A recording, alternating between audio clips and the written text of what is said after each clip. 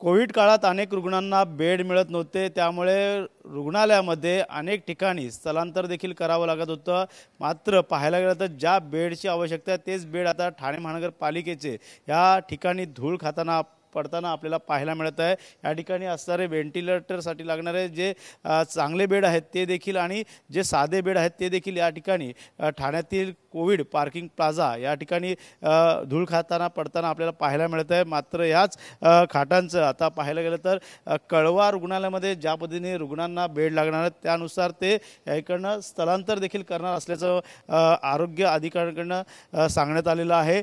जे कळव्यामध्ये 500 बेड्स आहेत त्यापैकी जे खराब बेड झाले असतील त्यातले हे बेड जे चांगले बेड आहेत त्या तिकडनं स्थलांतर केले जाणार, त्यामुळे ट्रान्सपोर्टेशन देखील मोठं लागणार आहे। मात्र कळव्यामध्ये देखील जागा येणाऱ्या काळात बेड साठी वाढवली जाणार आहे। त्यानुसार आता हे जे धूळखात पडलेले बेड कधी आणि केव्हा हे हलवले जातील हे देखील मात्र पाहणं गरजेचं राहणार आहे। मात्र सध्या तरी कोट्यवधी रुपये कोविड काळात खर्च करून हे बेड्स जे आहेत ते रुग्णांसाठी मागवलेले होते आणि या ठिकाणी बेड्स व इतरत्र वस्तू देखील आरोग्यासाठी लागणाऱ्या या सर्व गोष्टी बेड्स या ठिकाणी दिसून येत आहेत।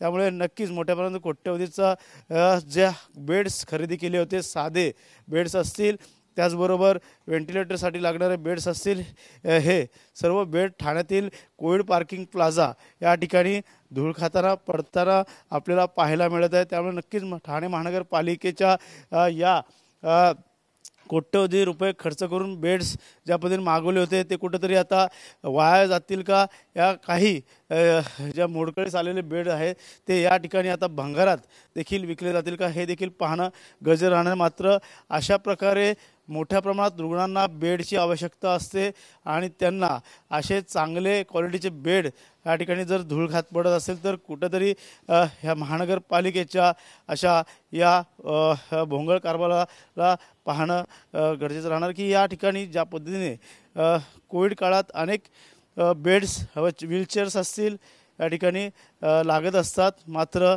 हे चांगल्या क्वालिटीचे ज्या क्वालिटीचे बेड जे आहेत ते इथंच धूळ खाताना आपल्याला पाहायला मिळते। त्यामुळे ठाणे महानगरपालिकेकडनं लवकरात लवकर आता हे बेड कशाप्रकारे कळवा रुग्णालयामध्ये दिले जाणार हे देखील पाहणं गरजेचं राहणार। मात्र सध्या तरी महानगरपालिकेच्या या कोट्यवधी खरेदी केलेले बेड्स हे या ठिकाणी धूळ खाताना पाहायला मिळत आहे। त्याचबरोबर याच पार्किंग प्लाझामध्ये ॲम्ब्युलन्स जे आहे ते बाईक ॲम्ब्युलन्स ते देखील याच मजल्यावरती आपल्याला धूळ खाताना पाहायला मिळत आहे। त्यामुळे लाखो रुपये खर्च केलेल्या या बाईक्स ॲम्ब्युलन्स देखील असतील, या बेड्स असतील, त्यामुळे कुठेतरी या ठिकाणी पक्षांकडनं शेतकरी कामगार पक्षांकडनं देखील आंदोलन केलं होतं, अनेक लोकांनी देखील तक्रारी केल्या होत्या। त्यामुळे येणाऱ्या काळात जर रुग्णांना जर बेड्स लागतील तर या बेड्सचा उपयोग कशाप्रकारे ठाणे महानगरपालिका करणार हे देखील पाहणं गरजेचं राहणार आहे। कॅमेरामॅन योगेश सावंतसह गणेश सुरा, TV9 मराठी, ठाणे।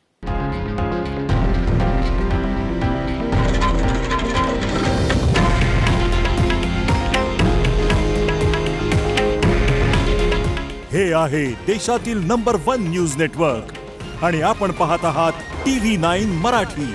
काळजी तुमची, हित महाराष्ट्राचं।